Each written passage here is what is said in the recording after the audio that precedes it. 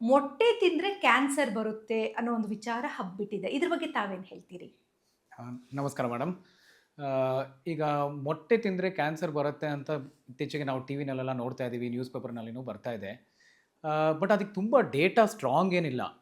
ಅದನ್ನು ನಾವು ಅನಲೈಸ್ ಮಾಡುವಾಗ ಆ, ಆ ಮೊಟ್ಟೆನಲ್ಲೇನೋ ಹಾರ್ಮ್ಫುಲ್ ಕೆಮಿಕಲ್ಸ್ ಏನಾದರೂ ಇರ್ಬೋದು ಅಂತ ಒಂದು ಡೇಟಾ ಬಂದಿದೆ ಈಗ. ಬಟ್ ಅದು ಒಂದು ಪರ್ಟಿಕ್ಯುಲರ್ ಬ್ಯಾಚಲ್ಲಿ ಮಾತ್ರ ಇತ್ತು. ಮೋಸ್ಟ್ಲಿ ಏನಾದರೂ ಆ ಪೌಲ್ಟ್ರಿ ಫಾರ್ಮ್ನಲ್ಲಿ ಏನಾದರೂ ಕಂಟ್ಯಾಮಿನೇಟ್ ಆಗಿರ್ಬೋದು, ಆ ಥರ ಏನಾದರೂ ಇರ್ಬೋದು. ಯಾಕೆಂದರೆ ನಾವು ಮೊಟ್ಟೆ ಎಷ್ಟು ಸೆಂಚುರೀಸ್ ಆಗಿ ಎಲ್ಲರೂ ತಿಂತಾ ಇದ್ದಾರೆ, ಮತ್ತು ವೆರಿ ನ್ಯೂಟ್ರಿಷಿಯಸ್. ನಾವು ಹೇಳ್ತೀವಿ ನಮ್ಮ ಪೇಷಂಟ್ಸ್ಗೆಲ್ಲ ಒಂದು ಎರಡೆರಡು ಮೊಟ್ಟೆ ತಿನ್ನಿ, ಯಾಕೆಂದರೆ it is very high source of protein. So ಮೊಟ್ಟೆ ತಿನ್ನಬಾರ್ದು ಅಂತ ಹೇಳೋಕ್ಕೆ ಆಗಲ್ಲ. ಏನೋ ಒಂದು ಪರ್ಟಿಕ್ಯುಲರ್ ಬ್ಯಾಚಲ್ಲಿ ಏನೋ ಕೆಮಿಕಲ್ಸ್ ಏನಾದರೂ ಮಿಕ್ಸ್ ಆಗಿರ್ಬೋದು, because of the poultry farm ಏನಾದರೂ ಕಂಟ್ಯಾಮಿನೇಷನ್ ಆಗಿರ್ಬೋದು.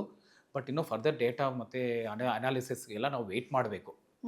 ಜೊತೆಗೆ ಇವತ್ತು ಸಾಮಾಜಿಕ ಜಾಲತಾಣಗಳಲ್ಲಿ ಪ್ರತಿಯೊಂದು ಕಡೆನೂ ನಾವು ವಿಷಪೂರಿತ ಆಹಾರ ಪದಾರ್ಥಗಳನ್ನು ತಿನ್ನೋದ್ರಿಂದ ಒಂದು ವೇಳೆ ಮೊಟ್ಟೆ ತಿಂದರೂ ಕೂಡ, ಯಾಕಂದರೆ ಕೋಳಿಗಳಿಗೆ ಸ್ಟೆರಾಯ್ಡ್ ಆಗಿರ್ತಾರೆ ಸರ್, ಕೋಳಿಗಳಿಂದ ಮೊಟ್ಟೆ ಬರುವಂಥದ್ದು.